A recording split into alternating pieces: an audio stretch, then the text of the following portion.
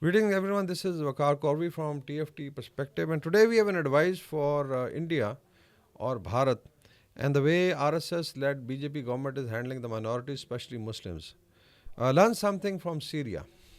If you have an unpopular government which is not accepted by the people of that state or part of people of that state, and you have disputed regions, then I think they should have a relook at their policy, especially in occupied Kashmir against the majority of Muslims across Uttar Pradesh and even in the northern states. We have seen what has happened in Manipur. It is burning because of mishandling and high-handedness of RSS-led BJP government, and the way Chief Minister and Amit Shah basically conspired to create this fire, which is now engulfing the entire northeast.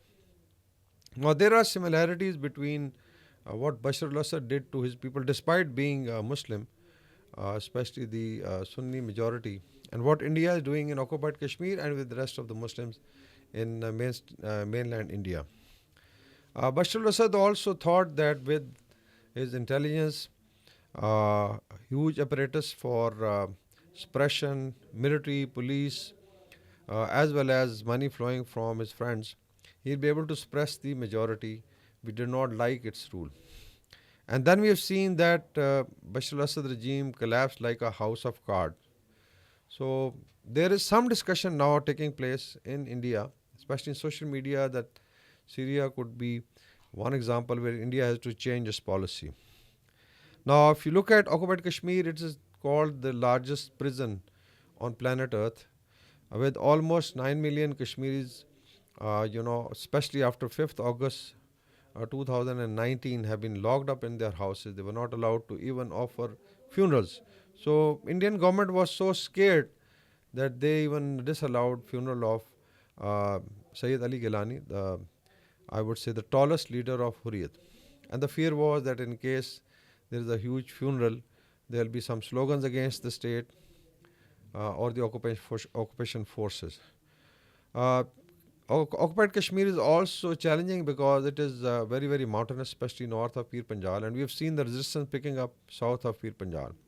And in case finally people decide that they cannot take this nonsense or Indian aggression, suppression, we have a list of, half widows. We have a list of almost 14,000 youngsters who were arrested after 5th August 2019. They are basically missing persons. And then you have a list of Kashmiris who were martyred. We run into more than 100,000 in last 3 decades. So this kind of suppression, I think, will not work, especially in this time of social media and awareness, Kashmiri diaspora, Pakistan raising the voice. Then we come to mainland India, where almost 250 million Muslims have been disenfranchised.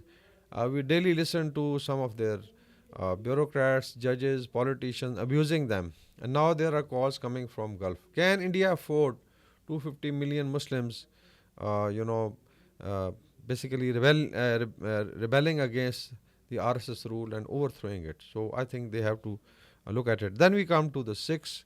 We have Dalits, almost 200 million. So all told, I think India is in for a big jump, and hopefully the struggle for occupied Kashmir will pick up. They will take, I think, lead from what happened in Syria, and then they have a base available in Pakistani side of Kashmir or Azad Kashmir, from where they are going to get full support, moral and diplomatic support. So all told, advice for India would be to change course. Look at what happened to Bashar al-Assad. All these, oppressive tactics did not work, and it basically came down like a house of cards. India may be next. Thank you very much.